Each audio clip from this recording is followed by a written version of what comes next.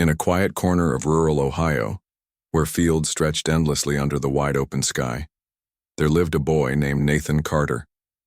He was 16 years old, tall for his age, with sun-kissed skin and hands calloused from hours spent working on his family's small farm. His father, John Carter, grew corn and soybeans while his mother, Susan, took care of their modest home and tended to their vegetable garden. They weren't rich by any means, but they were hard-working people who valued honesty and kindness above all else. Nathan had a younger sister, Lily, who was 10 and full of energy.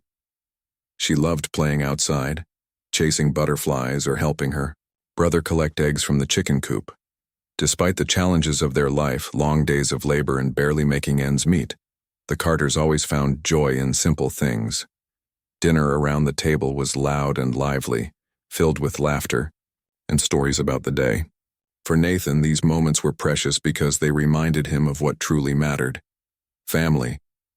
But even in this close-knit household, Nathan carried a weight that no one else fully understood. While his parents struggled to keep the farm running, he dreamed of something bigger. Ever since he was little, Nathan had been fascinated by machines. He would spend hours tinkering with broken tools in the barn, figuring out how they worked and fixing them himself. In school, he excelled at math and science, often staying late to ask questions or work on extra projects. Teachers noticed his potential early on, praising him for his sharp mind and determination. Yet being smart wasn't enough to shield Nathan from the realities of his situation. At Lincoln High School, most students came from families much wealthier than his. They wore designer clothes, carried the latest smartphones, and drove shiny cars to school. Nathan, on the other hand, wore hand-me-down jeans patched at the knees and rode an old bicycle that squeaked whenever he pedaled too fast. He didn't own a phone, let alone a laptop, so he relied on the school library to finish assignments after class. At first, some teachers admired Nathan's grit. Mrs. Peterson, his chemistry teacher, once told him, "You remind me of why I became a teacher, to inspire kids like you." But not everyone felt the same way. Principal Grayson, a stern man with thin lips and a perpetual frown, seemed to view Nathan as more of a nuisance than a success story. To Grayson, Nathan represented everything wrong with the public education system: a poor student who couldn't afford fees for advanced classes or pay for extracurricular activities. Things came to a head during Nathan's junior year. The school announced plans to introduce a new robotics program, sponsored by local businesses eager to support STEM education. Students needed to purchase kits costing hundreds of dollars to participate. When Nathan approached Mr. Grayson to explain that he couldn't afford the fee, the principal dismissed him with a wave of his hand. "We can't make exceptions," Grayson said coldly. "If you can't contribute, maybe this isn't the place for you." The words stung, but Nathan refused to give up. Instead, he decided to build his own robot using scraps he found around the farm. With help from online tutorials and late-night brainstorming sessions, he created a functional machine capable of sorting objects based on size and weight. It wasn't perfect, but it worked, and it impressed everyone who saw it. Even Mrs. Peterson urged Mr. Grayson to reconsider allowing Nathan into the program. But instead of celebrating Nathan's ingenuity, Mr. Grayson grew angrier. He saw the makeshift robot as a slap in the face, proof that Nathan wouldn't conform to the rules. One afternoon, after weeks of tension, the principal called Nathan into his office. Without offering an explanation, he handed Nathan a letter, stating that he was expelled effective immediately. The reason? Behavioral issues, though no specific incidents were mentioned. Nathan left the office feeling numb, clutching the letter tightly in his fist. How could this happen? He hadn't done anything wrong. All he'd ever wanted was to learn and grow, to escape the limitations of his circumstances and create a better future for himself and his family. Now, it felt like those dreams were slipping through his fingers. When Nathan got home, he didn't say a word. He simply handed the letter to his mother, who read it with tears streaming down her face. "This isn't fair," she whispered, hugging him tightly. His father clenched his fists in frustration, muttering about going to the school board to fight the decision. But deep down, they all knew the truth. They couldn't afford a legal battle against a powerful institution backed by wealthy donors. That night, Nathan lay awake staring at the ceiling, replaying the events of the day over and over in his mind. He thought about his parents who worked themselves to the bone just to put food on the table. He thought about Lily, whose bright smile never failed to lift his spirits. And he thought about his dream of becoming an engineer, a dream that now seemed farther away than ever before. Little did Nathan know, however, that his expulsion would set off a chain reaction neither he nor anyone else could have predicted. The injustice of his situation sparked outrage among his classmates, many of whom had secretly admired his resilience. A group of seniors started a petition demanding answers from the school administration. Someone posted Nathan's story on social media, complete with photos of his homemade robot. Within hours, it went viral, drawing attention from news outlets and activists across the country. Among those who saw the post was Alexander Hartwell, a self-made billionaire known for his philanthropy and commitment to education reform. Intrigued by Nathan's story, Alexander decided to investigate further. What he discovered moved him deeply, a bright young man unfairly punished for having the courage to think outside the box. Determined to help, Alexander made arrangements to visit the Carter family personally. The next morning, as Nathan helped his father repair a broken tractor, the distant hum of helicopter blades broke the silence. Startled, the Carters looked up to see a sleek black helicopter descending near their barn. Out stepped a sharply dressed man introducing himself as Richard Bennett, representing Alexander Hartwell. As Richard explained the purpose of his visit, Nathan listened in stunned disbelief. Could this really be happening? Was there still hope for him after all?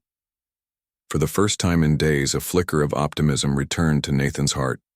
Maybe being kicked out of school wasn't the end of his journey. It might just be the beginning of something far greater. The morning after Nathan's expulsion, the quiet rhythm of life on the Carter farm was interrupted by an unfamiliar sound. The distant hum of helicopter blades grew louder as the sleek black machine descended into the open field near their barn. Nathan and his father, John, stopped what they were doing to watch in disbelief. The sight was surreal. A billionaire's helicopter landing on their humble farm felt like something out of a movie. Out stepped a well-dressed man with a warm smile. Introducing himself as Richard Bennett, he carried a leather briefcase and spoke with confidence. "I'm here on behalf of Alexander Hartwell," he explained. "He's heard about your story, Nathan, and wants to meet you personally."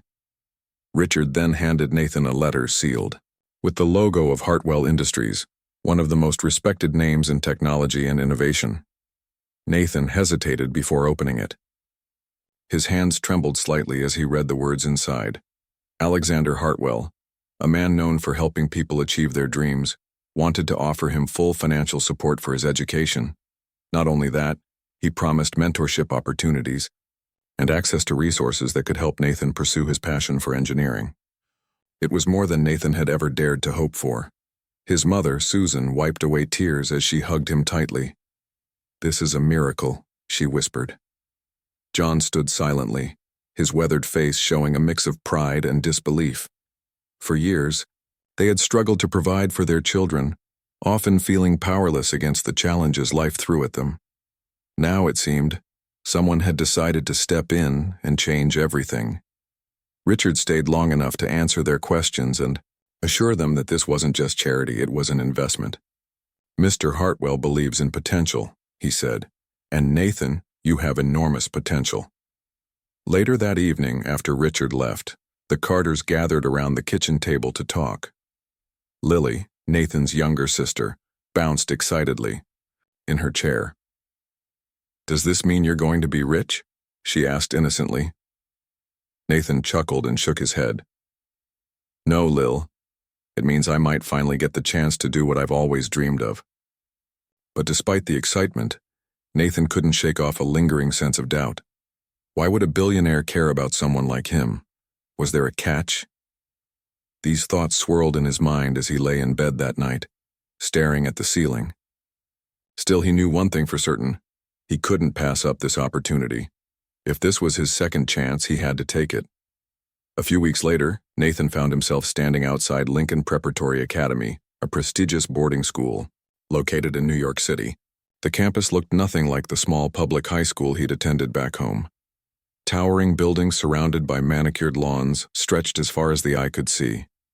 Students walked briskly between classes, dressed in crisp uniforms, and carrying expensive backpacks. For the first time in his life, Nathan felt completely out of place. His clothes, though new thanks to a stipend provided by Alexander, still didn't quite fit in with the polished looks of his classmates. Some students glanced at him curiously, whispering behind their hands. Others ignored him altogether. But Nathan reminded himself why he was here: to learn, to grow, and to prove that he belonged. On his first day, Nathan met Emily Dawson, a girl who quickly became his closest friend. She had bright blue eyes and a friendly smile that put others at ease. Unlike many of the other students, Emily didn't judge Nathan based on appearances. Instead, she struck up a conversation during lunch when she noticed him sitting alone. "You're new here, right?" she asked, sliding into the seat across from him. "I'm Emily." "Yeah," Nathan replied, unsure how to respond. "I'm Nathan." "Well, welcome to Lincoln Prep," she said cheerfully. "It can be overwhelming at first, but don't worry, you'll get used to it." From that moment on, Emily made it her mission to include Nathan in everything. She introduced him to her group of friends, helped him navigate the school's complex schedule, and even lent him notes when he missed part of a lecture. Over time, Nathan began to feel less like an outsider and more like part of the community. 1. Of the highlights of Nathan's new life was his weekly video calls with Alexander Hartwell. Every Saturday evening, Nathan logged onto his laptop to speak with the billionaire who had changed his destiny. Alexander was unlike anyone Nathan had ever met: warm, approachable, and genuinely interested in his progress. During these calls, they discussed everything from Nathan's classes to his ideas for future projects. "You remind me of myself when I was your age," Alexander once told him. "Hungry for knowledge, eager to make a difference. Don't lose that fire, Nathan." Encouraged by Alexander's words, Nathan threw himself into his studies. He excelled in physics and computer science, subjects that fascinated him because they combined logic and creativity. Outside of class, he joined the robotics club, where he worked alongside other students to design and build machines capable of solving real-world problems. Despite his success, Nathan never forgot where he came from. Every weekend, he called home to check in with his family. His parents always sounded proud yet worried, reminding him not to let his newfound privileges go to his head. "Stay grounded, son," John would say. "Remember who you are." Back in Ohio, news of Nathan's transformation spread quickly. Local newspapers wrote articles about the farmer's son who had caught the attention of a billionaire. Neighbors who had once overlooked the Carters now greeted them warmly, congratulating them on their son's achievements. Even some of Nathan's former classmates reached out, expressing regret for not standing up for him sooner. But not everyone was happy about Nathan's rise. Principal Grayson, the man responsible for expelling him, watched the unfolding events with growing resentment. When reporters contacted him for comment, he dismissed Nathan's success as luck. "He got lucky," Grayson muttered to a colleague. "That doesn't mean he deserved special treatment." Meanwhile, in New York, Nathan continued to thrive. With Emily by his side, he tackled every challenge with determination. Together, they dreamed of creating technologies that could improve lives, not just for themselves, but for people like Nathan's family back in Ohio. Their bond deepened, over shared goals and late-night study sessions, evolving into something neither of them had expected: friendship turning into romance. As the months passed, Nathan realized that his journey wasn't just about personal success. It was about proving that anyone, regardless of background, could overcome obstacles and achieve greatness. And with each step forward, he carried the lessons he'd learned on the farm: the value of hard work, resilience, and believing in oneself. Though Nathan's path had been anything but easy, he now stood on the brink of a brighter future. Little did he know, however, that his story was far from over. The choices he made next would shape not only his own life, but also the lives of countless others waiting for someone to believe in them. Life at Lincoln Preparatory Academy became a whirlwind of activity for Nathan Carter. Each day brought new challenges but also new opportunities. He woke up early every morning, eager to make the most of his second chance. The school was rigorous, demanding more from its students than any place Nathan had ever been. Yet instead of feeling overwhelmed, he thrived in this environment. For the first time, he felt like he belonged somewhere. Nathan's friendship with Emily Dawson grew stronger with each passing week. They spent hours together in the library, working on assignments or discussing ideas that excited them both. Emily admired Nathan's determination and creativity, while Nathan appreciated her kindness and unwavering support.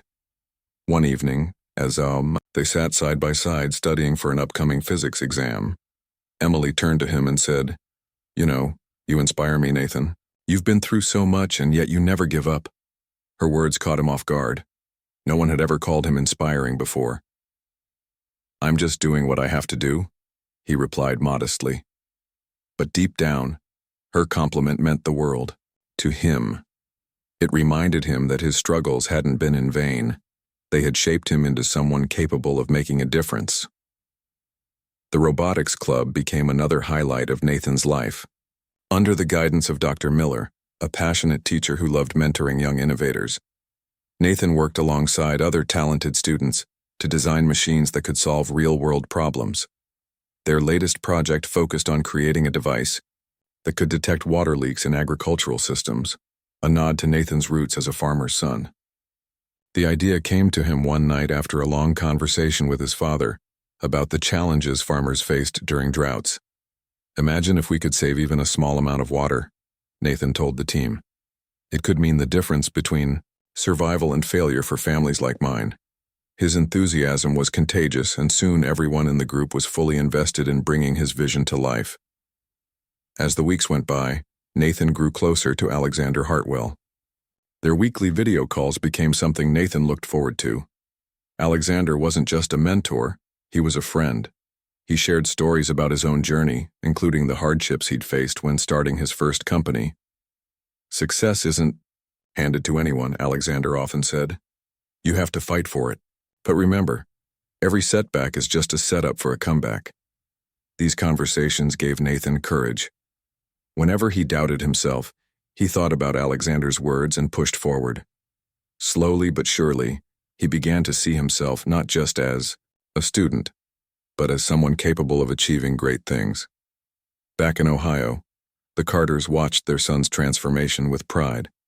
John and Susan followed his progress through phone calls and occasional visits. During one such visit, Nathan showed them around the campus, pointing out the buildings and explaining how everything worked. Lily clung to his arm, wide-eyed with wonder. "This place is amazing," she exclaimed.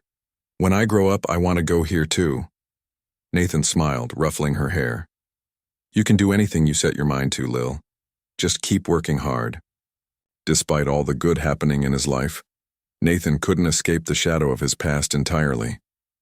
News of his expulsion from Lincoln High School continued to circulate, sparking debates online and in local newspapers. Some praised him as a symbol of resilience, while others criticized the school system for failing students like him. Principal Grayson, meanwhile, remained bitter. When reporters asked him about Nathan's achievements, he dismissed them as irrelevant. "He got lucky," Grayson insisted. "That doesn't change the fact that he didn't belong at our school." But Nathan refused to let Grayson's bitterness affect him. Instead, he channeled his energy into proving the principal wrong. He threw himself into his studies, earning top grades in nearly every subject. His teachers marveled at his ability to balance academics with extracurricular activities. "Nathan is one of the most driven students I've ever taught," Mrs. Peterson, his chemistry teacher, wrote in a recommendation letter. "His passion for learning is unmatched." By the end of his first year at Lincoln Prep, Nathan had become a role model for many of his classmates. Students who had once whispered about him now sought his advice. Even some of the wealthier students who initially kept their distance began to respect him for his intelligence and humility. One boy named Ryan approached him after class one day and said, "I heard about what happened at your old school. That was messed up. You didn't deserve that." Nathan nodded, appreciating the gesture. Thanks, Ryan. It's behind me now. All I can do is focus on moving forward. As summer approached, Nathan prepared to return home for a few weeks. He missed his family deeply and looked forward to helping his father with the harvest. Before leaving, he received an email from Alexander inviting him to visit Hartwell Industries headquarters in California. "I think it's time you saw where the magic happens," Alexander wrote. "Come spend a week with us. You'll meet engineers, designers, and entrepreneurs who are changing the world." Excited by the opportunity, Nathan accepted the invitation. After spending a few days with his family, he flew to California, where he was greeted by Richard Bennett. The headquarters was unlike anything Nathan had ever seen, a sprawling complex filled with cutting-edge technology and brilliant minds collaborating on groundbreaking projects. Over the course of the week, Nathan toured the facilities, attended meetings, and even pitched his own ideas to senior executives. One afternoon, Alexander took Nathan aside and said, "You're ready, Nathan. Ready to take the next step. Don't be afraid to dream big. The world needs people like you, people who understand struggle and use it to fuel innovation." Those words stayed with Nathan long after he returned to Ohio. As he worked alongside his father in the fields, he thought about the future. He imagined a world where farmers like his dad wouldn't have to worry about losing crops due to lack of resources.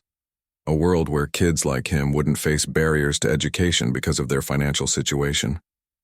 And for the first time, he allowed himself to believe that maybe, just maybe, he could help build that world. When fall arrived, Nathan returned to Lincoln Prep with renewed purpose. With Emily by his side, he dove headfirst into his final year of high school. Together, they applied to colleges, attended workshops, and brainstormed ways to turn their dreams into reality. Emily encouraged Nathan to aim high. "Why limit yourself?" she asked. "You've already proven you can overcome anything. Why not shoot for MIT?" The idea scared Nathan at first. MIT was one of the most prestigious universities in the world, filled with students far smarter and more accomplished than him.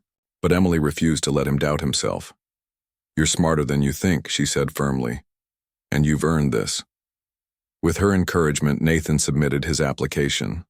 Waiting for the response was agonizing, but he tried to stay focused on the present. He poured his energy into finishing strong, determined to leave Lincoln Prep with no regrets. During his final semester, Nathan received an invitation to speak at a national conference hosted by Hartwell Industries. The event brought together educators, innovators, and policymakers to discuss ways to improve access to STEM education for underprivileged students. When Nathan stepped onto the stage, he felt a surge of nerves, but also pride. Looking out at the audience, he saw familiar faces: his parents, Emily, and even Alexander Hartwell, who gave him a thumbs up from the front row. "I stand here today, not because I'm special," Nathan began, his voice steady despite the butterflies in his stomach, "but because I was given a second chance. My story isn't unique. There are millions of kids out there just like me, kids who have big dreams, but face big obstacles. We need to create a world where talent matters more than background, where potential isn't wasted because of circumstances beyond someone's control." His speech earned a standing ovation. As he walked off stage, Emily hugged him tightly. "You did it," she whispered. "You really did it." A few weeks later, Nathan received the letter he'd been waiting for. He tore it open with trembling hands and read the words aloud. "Congratulations, Nathan Carter. You have been accepted to MIT." Tears streamed down his face as his family cheered. For the Carters, this moment was proof that hard work, resilience, and kindness could change lives. And for Nathan, it was the beginning of a journey that would allow him to give back, to honor the struggles that had shaped him, and to help others rise above their own. Nathan Carter's first day at MIT felt surreal. The campus buzzed with energy, filled with students from all over the world who were just as driven and talented as he was. Walking through the halls, Nathan couldn't help but feel a mix of excitement and intimidation. He had worked so hard to get here, but now that he was standing in this place of excellence, he wondered if he truly belonged. Emily Dawson, who had also been accepted to MIT, noticed his hesitation during their first lunch together. You're doing great, she reassured him, squeezing his hand under the table. Don't let anyone make you doubt yourself, not even your own mind. Her words helped calm Nathan's nerves. Over time, he began to settle into the rhythm of college life. His classes were challenging, pushing him to think in ways he never had before. But Nathan thrived on challenges. He spent long hours in the library, poring over textbooks and research papers. On weekends, he joined study groups where students shared ideas and solved complex problems together. Slowly but surely, Nathan started to feel like part of the community. One of his professors, Dr. Lewis, took a special interest in Nathan's work. During office hours one afternoon, Dr. Lewis said, "You have a unique perspective, Nathan. Your background gives you insight that many of your peers lack. Use it to your advantage." Encouraged by these words, Nathan decided to focus his studies on agricultural technology. He wanted to create solutions for farmers like his father, tools that could make farming more efficient and sustainable. This idea came to him after a phone call with John Carter, who described how unpredictable weather patterns were making it harder to grow crops. "We need something to help us adapt," his father said, "something smarter than we are." Inspired, Nathan began working on a project he called Smart Farm.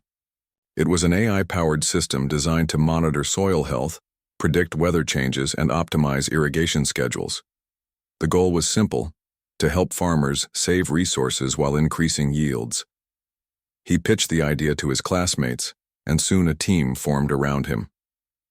They worked tirelessly, testing prototypes and refining algorithms. Throughout this process, Nathan stayed connected to his roots. Every holiday break, he returned to Ohio to visit his family. These trips reminded him why he was doing what he was doing. Watching his father struggle with outdated equipment and limited resources fueled his determination to succeed. One evening, as they sat together on the porch, John said, "You're going to change things for people like us, aren't you?" Nathan nodded. "I'm trying, Dad. I hope I can make a difference." Back at MIT, Nathan continued to impress those around him. His dedication caught the attention of Alexander Hartwell, who remained a constant source of support. During one of their monthly calls, Alexander said, "You're not just building a product, Nathan. You're building a legacy. Keep going." But success didn't come without obstacles. Some of Nathan's classmates dismissed his project as impractical or too ambitious. Others questioned whether someone from a small farm could really compete in the tech world. These doubts weighed heavily on Nathan, especially during late nights when progress seemed slow. Yet, every time he felt discouraged, he remembered the journey that had brought him here, the struggles, the sacrifices, and the people who believed in him. Emily played a crucial role in keeping Nathan grounded. She reminded him to celebrate small victories along the way. "You don't have to solve everything overnight," she told him one evening as they studied together. "Just take it step by step." By his junior year, Smart Farm had evolved into a fully functional prototype. Nathan and his team presented it at a university-wide innovation fair, where it received widespread praise. Investors approached them, eager to fund further development. Journalists wrote articles about the young engineer from Ohio who was revolutionizing agriculture. For the first time, Nathan allowed himself to believe that his dream might actually become a reality. Despite his growing recognition, Nathan never forgot the lessons he'd learned back home. He used his platform to advocate for underserved communities, speaking at conferences and sharing his story whenever possible. At one such event, he crossed paths with Principal Grayson, the man who had expelled him years ago. The encounter took place backstage before Nathan was set to deliver a keynote speech. Grayson sneered, clearly uncomfortable seeing Nathan in such a prominent position. "Looks like you got lucky after all," he muttered. "But none of this changes the fact that you didn't belong at my school." Nathan met his gaze calmly. "Maybe I didn't belong there," he replied. "But that doesn't mean I didn't deserve a chance. What you did wasn't about protecting standards, it was about shutting people out. And that's something I'll spend my life fighting against." The audience erupted in applause after Nathan's speech, which focused on The importance of giving everyone access to quality education. As he walked off stage, Emily greeted him with a proud smile. "You just showed the world what real strength looks like," she said. Word of Nathan's achievements spread quickly, reaching even the smallest corners of Ohio. Local newspapers wrote glowing profiles about the boy who had once been kicked out of school and was now changing the face of agriculture. Neighbors who had once overlooked the Carters now stopped by to congratulate them. Even some of Nathan's former classmates reached out, apologizing for not standing up for him back then. Principal Grayson, however, faded into obscurity. Rumors circulated that he had retired early amid controversy over his leadership style. While Nathan chose not to dwell on the past, he couldn't deny the satisfaction of knowing that justice had been served in its own way. As graduation approached, Nathan faced a new challenge, deciding what to do next. Offers poured in from top companies eager to hire him. Some promised high salaries and luxurious lifestyles. But Nathan knew he wanted more than money. He wanted purpose. With Emily's encouragement, he decided to launch his own startup, focusing on bringing smart farm to farmers across the country. Alexander Hartwell offered to invest in the venture, calling it a game changer for the industry. Together, they finalized plans to scale the project, ensuring it would reach as many people as possible.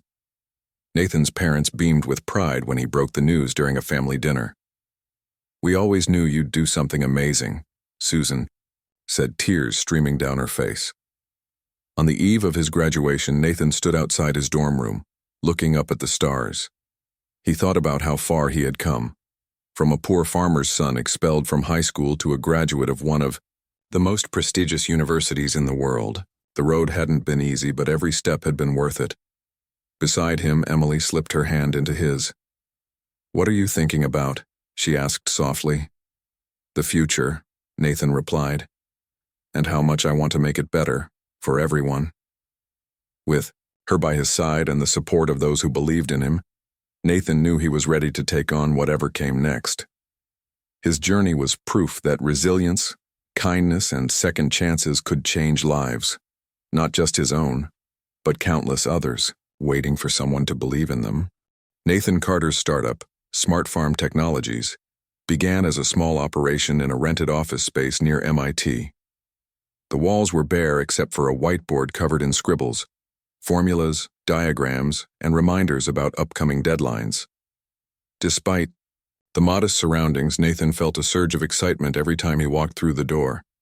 This was his dream coming to life, a chance to make a real difference in the world. Emily Dawson was right there with him, balancing her own studies, while helping Nathan navigate the challenges of running a business. She handled marketing and outreach, connecting with farmers and organizations interested in adopting smart farms technology. "We're not just selling a product," she often reminded Nathan. "We're offering hope." Hope was exactly what many farmers needed. Across the country, unpredictable weather patterns, rising costs, and outdated equipment were making it harder than ever to survive. When word spread about Smart Farm, a system that could monitor soil health, predict weather changes, and optimize water usage, farmers from all over began reaching out.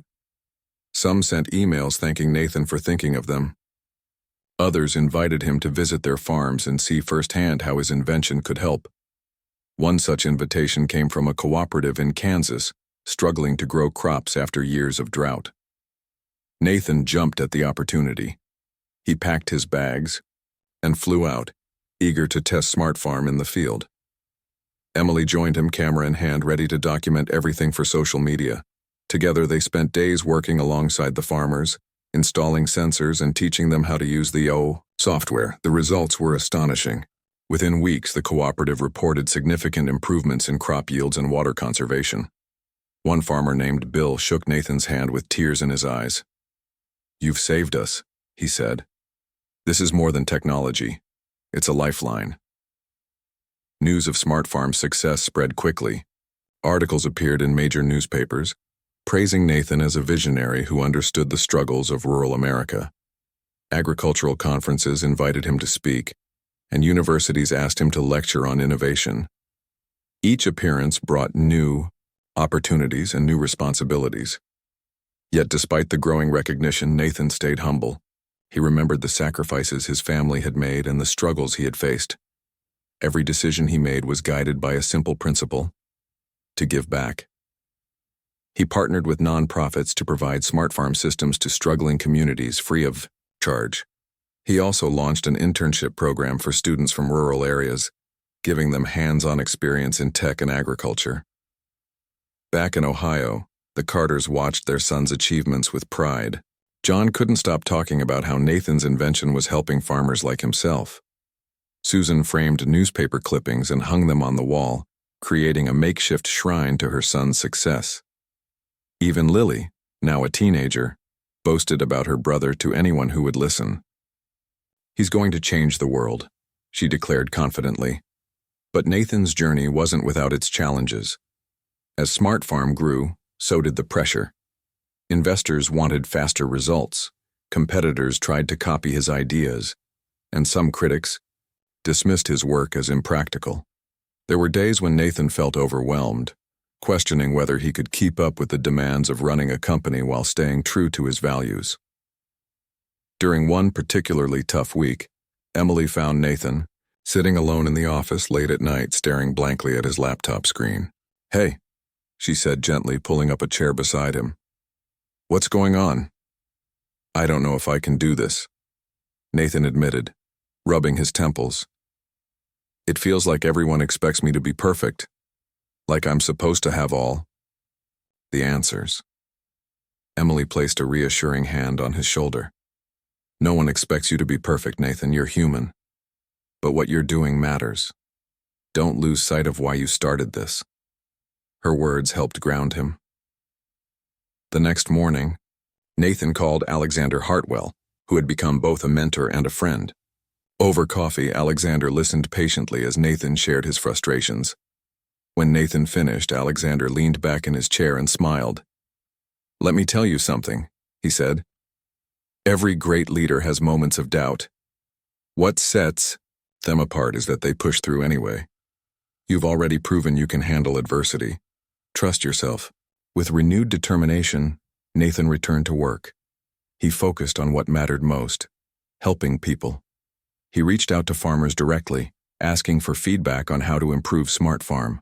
He collaborated with researchers to refine the technology, ensuring it worked for diverse environments. And he continued advocating for underserved communities, using his platform to highlight the importance of supporting rural areas. As months turned into years, Smart Farm Technologies became a household name in agricultural circles.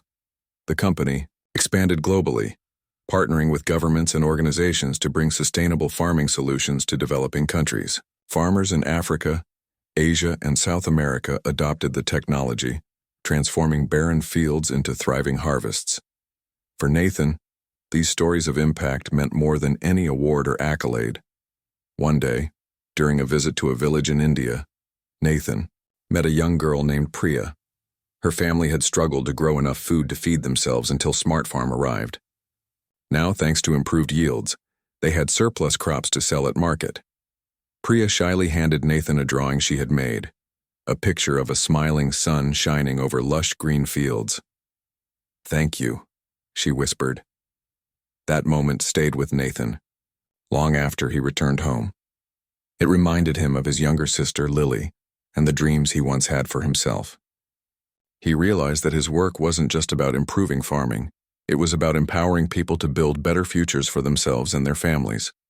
By the time Nathan turned 25, Smart Farm Technologies had revolutionized agriculture worldwide. Yet Nathan remained grounded. He still visited his parents regularly, bringing along boxes of groceries and spending hours catching up on farm life. He still called Emily every night, no matter how busy he was, because she was his anchor. And he still believed in the power of second chances, knowing firsthand how much they could change a person's life. His story inspired countless others. Schools invited him to speak to students, urging them to pursue their passions regardless of their circumstances. Community groups celebrated him as a role model, proof that hard work and perseverance could overcome even the toughest obstacles. Even Lincoln High School, the place where his journey had taken such a painful turn, honored him with an honorary alumni award. Accepting the award, Nathan stood before a crowd of teachers, students, and community members. Among them was the new principal, Mrs. Harper, who had replaced Grayson and worked tirelessly to reform the school's policies. Looking out at the audience, Nathan reflected on how far he had come, and how much farther he hoped to go. "I didn't choose my struggles," he began, his voice steady. "But I chose how to respond to them. Today I want every student here to know, you are capable of greatness no matter your background. Don't let anyone tell you otherwise." The room erupted in applause, but Nathan barely heard it. His mind was already racing ahead, imagining the next chapter of his journey.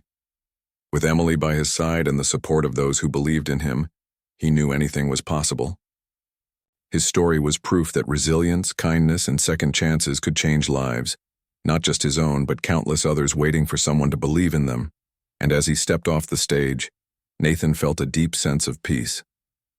He had started as a boy dreaming of a better future. Now he was a man building one, for himself, for his family, and for the world. Years had passed since Nathan Carter first stood on the stage at Lincoln High School, accepting an honorary alumni award. In that time, his life had transformed in ways he could never have imagined. Smart farm technologies had grown into a global powerhouse, revolutionizing agriculture and touching millions of lives. Farmers from every corner of the world relied on Nathan's innovations to grow food more efficiently and sustainably. Yet, despite all his success, Nathan remained deeply connected to his roots.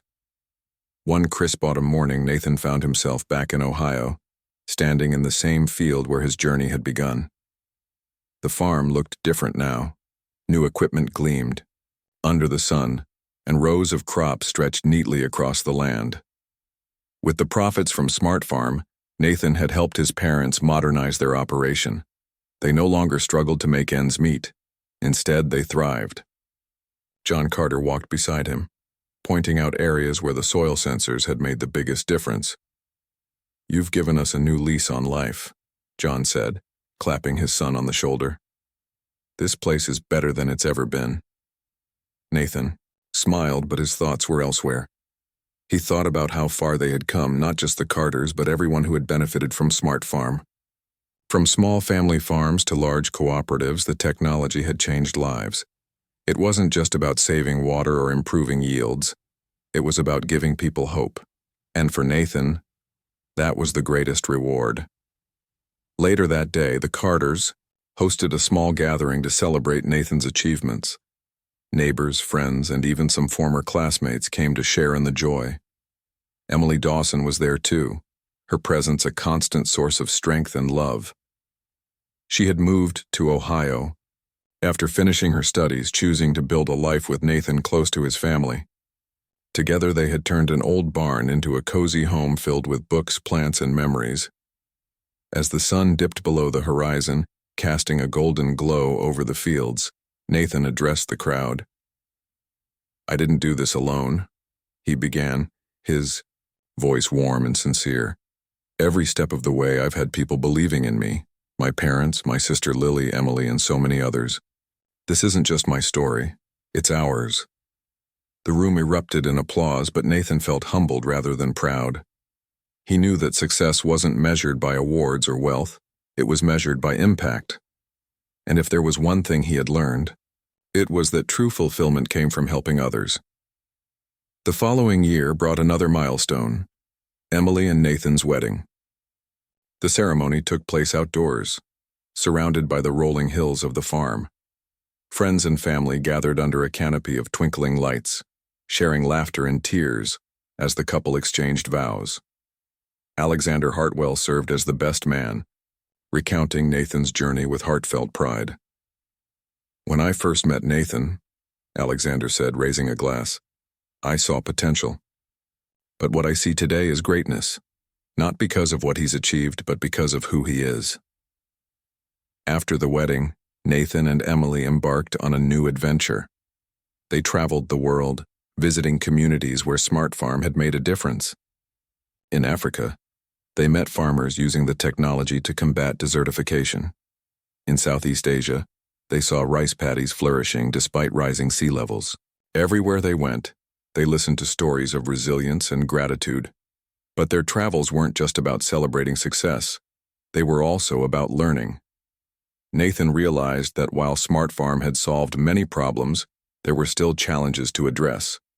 Climate change, economic inequality, and lack of access to education continued to threaten rural livelihoods. Determined to tackle these issues, Nathan launched a new initiative called Future Fields. The program focused on training young people in sustainable farming practices and providing them with tools to innovate. Back home, Nathan stayed involved in local efforts to improve education. He partnered with schools to create STEM programs tailored to students from underserved backgrounds. He also established scholarships in his name, ensuring that kids like him would never be held back by financial barriers. At Lincoln High School, a new robotics lab bore a plaque reading, "Dedicated to Nathan Carter, who showed us what's possible." Principal Grayson's legacy, meanwhile, faded into obscurity. His decision to expel Nathan had sparked a movement toward greater inclusivity in education. Mrs. Harper, the new principal, worked tirelessly to ensure that no student would ever face the same injustice. When she invited Nathan to speak at the school's annual career day, he accepted without hesitation. Standing before a packed auditorium, Nathan shared his story once again. But this time, he ended with a challenge. "Life will throw obstacles your way," he said. "Some will be unfair. Some will feel impossible to overcome. But remember this: you are stronger than you think. Use your struggles to fuel your dreams, and when you succeed, don't forget to lift others up." His words resonated deeply with the students. Afterward, dozens lined up to ask questions or thank him for inspiring them. One boy, barely 13 years old, handed Nathan a drawing of a robot labeled Inventor. "I want to be like you someday," the boy said shyly. Nathan knelt down to meet his gaze. "You can be," he replied. "All it takes is hard work and belief in yourself." As the years rolled on, Nathan and Emily built a family of their own. Their daughter, Emma, grew up surrounded by love, laughter, and lessons about kindness and perseverance. Nathan often told her stories of his childhood, how he fixed broken tractors, dreamed of machines, and refused to give up even when things seemed hopeless. He wanted her to know that life wasn't always easy, but it was worth fighting for. On the 10th anniversary of Smart Farm Technologies, Nathan stood before a crowd of employees, partners, and supporters. The company had expanded beyond agriculture, venturing into renewable energy and environmental conservation. Yet its mission remained unchanged: to empower people and protect the planet. "I started this journey with a simple idea," Nathan said, looking out at the faces before him. "An idea born out of necessity, shaped by struggle and fueled by hope. Today we stand as proof that innovation can change the world, but only if we use it wisely." The applause that followed was thunderous, but Nathan's heart was quiet. He thought about the boy he used to be, the one who rode a squeaky bicycle to school and patched his jeans with duct tape. That boy had dared to dream big, and against all odds, he had succeeded. Now he was a man who had touched countless lives, leaving behind a legacy of compassion and determination. That evening, as Nathan sat on the porch with Emily, watching the stars appear one by one, he felt a profound sense of peace. His journey had been long and challenging, but it had led him exactly where he was meant to be. He had proven that resilience, kindness, and second chances could transform not just one life, but many. "Do you ever wonder what's next?" Emily asked softly. Leaning her head on his shoulder, Nathan smiled. "I think we'll always find something," he said. "There's always more work to do, more people to help. As long as we keep trying, we'll keep making a difference." And with that, Nathan Carter leaned back, content in the knowledge that his story wasn't just his own. It belonged to everyone who had believed in him, and to everyone he had helped along the way.